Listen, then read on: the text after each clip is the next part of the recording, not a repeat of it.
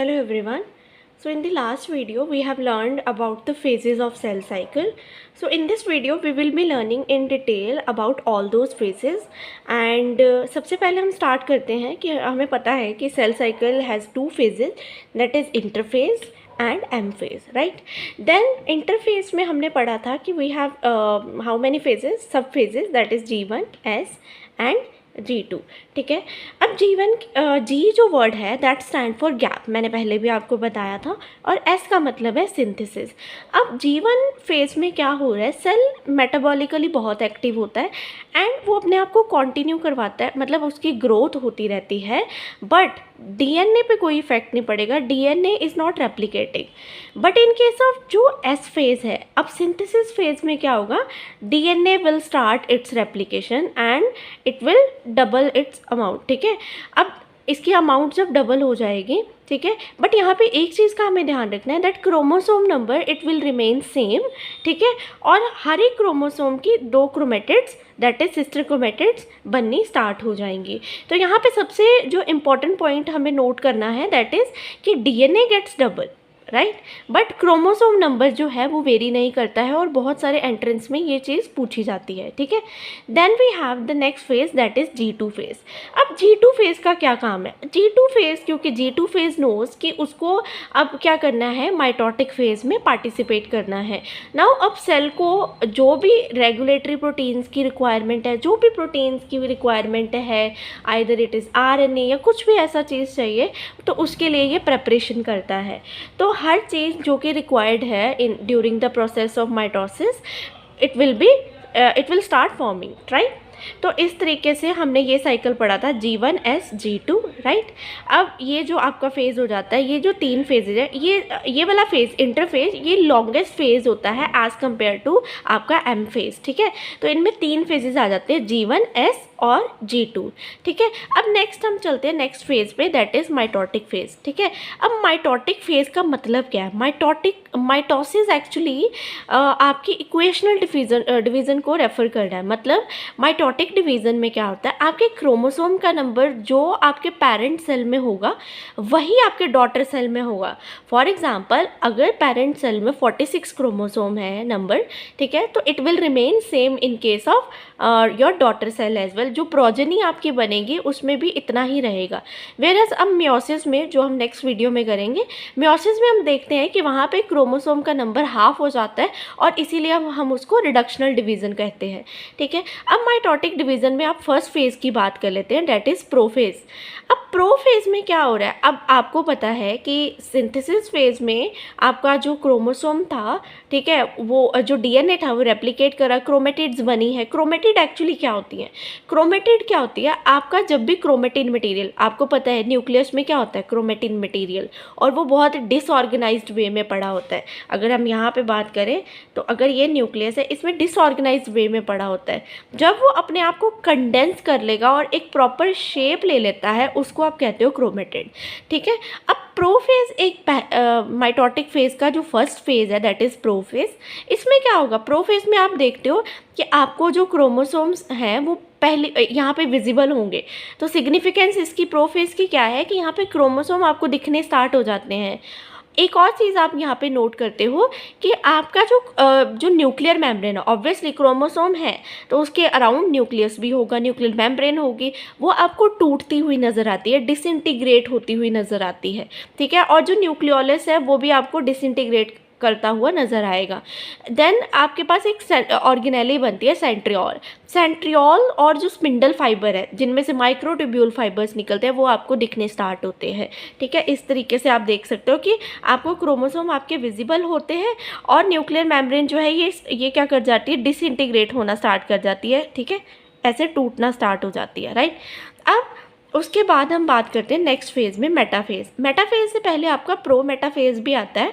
ठीक है। अब मेटाफेज़ में क्या होता है कि क्योंकि आपको पता है कि जो सेंट्रियोल्स हैं वो हमने देखा कि सेंट्रियोल्स बनी है ना प्रोफेज़ में। अब सेंट्रियोल्स बनी तो है, अब वो क्या करेंगी, पोल्स की तरफ लोकेट करना स्टार्ट करेंगी अपने आप को। यहाँ आप डायग्राम में देख सकते हो। ठीक है। पोल्स की तरफ लोकेट करती हैं, और उसके साथ साथ क्रोमोसोम जो ये स्पिंडल फाइबर्स हैं ये क्रोमोसोम के ऊपर अटैच करते हैं। अगर मैं प्रॉपरली बोलूँ तो ये आपका एक क्रोमोसोम का स्ट्रक्चर है, दिस इज़ योर क्रोमोसोम का स्ट्रक्चर, ठीक है। इसके ऊपर आपकी सेंट्रोमियर होती है और यहाँ पे इसके ऊपर आपको एक ऑर्गेनेली दिखती है, दैट इज़ काइनेटोकोर, ठीक है, काइनेटोकोर जिसे आप बोलते हो। Disc shape, half disc shape structure होता है, ठीक है। इनके ऊपर आके आपके जो स्पिंडल है, वो स्पिंडल फाइबर है, वो आप आके बाइंड करते हैं।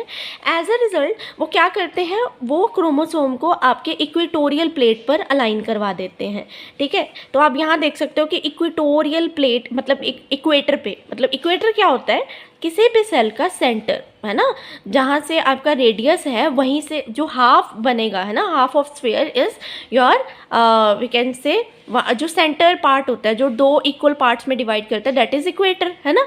आप अर्थ के केस में भी कहते हो, अर्थ के जैसे जियोइड शेप है तो अर्थ को भी आप क्या कहते हो कि उसका सेंटर पार्ट जो है उस वहाँ से इक्वेटर गुजरती है ना। तो सेम यहाँ पे जो सेंटर पार्ट है दैट इज इक्वेटर।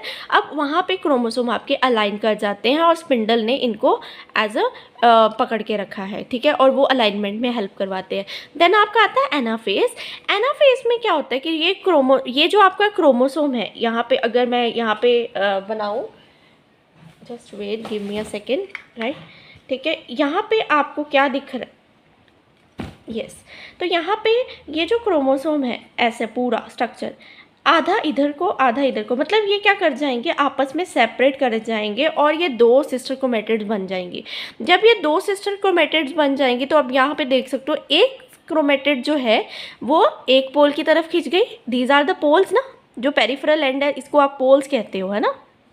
तो ये पोल्स अब यहाँ इन पोल्स की तरफ से आपका क्रोमेटिड जो है वो मूव करेगा टुवर्ड द पोल्स, ठीक है। अच्छा, अब नेक्स्ट चलते हैं, नेक्स्ट इज टीलोफेज। अब ये फेज जब कंप्लीट हो गया देन हमारा टीलोफेज आएगा। अब इसमें क्या होगा, आपको न्यूक्लियर मेम्ब्रेन फिर से रिफॉर्म होती हुई दिखाई देगी और साथ में आपको इन द सेंटर एक फरो दिखेगा, ठीक है, एक बेंड दिखेगा और ये बेंड इंडिकेट करता है कि अब हमारी नेक्स्ट फेज़ में सेल डिवीज़न हो जाएगी, क्योंकि ये जो फरो है ये फर्दर एक्सटेंड करेगा और स्ट्रेच करेगा। एज अ रिज़ल्ट जो नेक्स्ट फेज़ आता है साइटोकाइनेसिस। अब साइटोकाइनेसिस में ये सेल जो है पूरा डिवाइड कर जाएगा इनटू 2 डॉटर सेल, ठीक है। तो इस तरीके से ये काम करता है। मैं आपको फिर से बता देती हूँ ये चीज़ें, ठीक है। हमने क्या पढ़ा कि इंटरफेज़ है G1S G2, ठीक है, ये पहला फेज़ होता है और लॉन्गर फेज़ होता है as compare to your M phase, ठीक है। अब इसमें हमने ये भी पढ़ा कि क्या होता है, सेल आपका मेटाबॉलिकली एक्टिव होता है, इट कॉन्टिन्यूज़ टू ग्रो, है ना, और बट DNA रेप्लिकेट नहीं करता। DNA रेप्लिकेशन S फेज़ में होती है, इसीलिए आप इसको क्या कह रहे हो, सिंथेसिस फेज़, ठीक है। देन आपका क्रोमोसोम नंबर सेम रहता है पर DNA अमाउंट डबल कर जाती है। G2 में सेल अगेन क्योंकि उसने माइटोटिक फेज़ में पार्टिसिपेट करना है तो वो क्या करेगा, अपने आप को प्रिपेयर करेगा, अपनी जो भी रिक्वायरमेंट्स है, RNA, regulatory protein, whatever has been required, उसकी वो फॉर्मेशन करेगा। देन आफ्टर आपके पास जो नेक्स्ट फेज़ है माइटोटिक फेज़, इसे आप इक्वेशनल डिवीज़न कहते हो। इसमें फर्स्ट फेज़ है प्रोफेज़। अब प्रोफेज़ में क्या होगा कि आपके क्रोमोसोम जो है विजिबल होते हैं, न्यूक्लियर मेम्ब्रेन टूट जाती है और सेंट्रियोल और स्पिंडल फाइबर भी आपको देखने को मिलते हैं। आप इनकी रेफरेंस ले सकते हो। देन अगर आप मेटाफेज़ में देखोगे तो मेटाफेज़ में क्रोमोसोम आपके अलाइन कर दें ऑन द इक्वेटर, और किसकी हेल्प से, स्पिंडल फाइबर्स की हेल्प से। और ये स्पिंडल फाइबर किस पे, सेंट्रोमियर पे अटैच कर रही हैं, जो कि मैंने आपको बताया कि क्रोमोसोम की 2 क्रोमेटिड जो है वो सेंट्रोमियर की हेल्प से ही जुड़ती हैं, जिनके ऊपर डिस्क शेप स्ट्रक्चर होता है, दैट इज काइनेटोकोर। देन फिर एनाफेज आता है जिसमें सिस्टर क्रोमेटिड जो है, मतलब क्रोमोसोम टूट जाता है इनटू सिस्टर क्रोमेटिड और वो पुल टूवर्ड पोल्स हो जाता है, right. Then in the telophase उसमें क्या होता है, आपका सेल फरो जो है वो बनना स्टार्ट होता है। This is the furrow, I already told you, this is the furrow और बेंड, ठीक है, और ये स्ट्रेच करता है। और नेक्स्ट वाले फेज़ में क्या हो जाता है कि आपकी सेल डिवीज़न पूरी हो जाती है और सेल जो है, एक जो सेल था वो अपनी डॉटर सेल में जो है डिवाइड कर जाता है, ठीक है। उसके बाद आपका G0 फेज़ आता है जो कि रेस्टिंग स्टेज है, जिसमें जो सेल डिवीज़न थोड़ी देर के लिए it can halt it's process, थोड़ी देर के लिए ये रोक देता है। और कई बार ऐसा होता है कि कई सेल्स में परमानेंटली ही ये G0 फेज अचीव हो जाता है, ठीक है। So in this way we are done with the mitosis, or we can say the whole cell cycle. In the next video we will be learning about meiosis. So stay tuned. Thank you.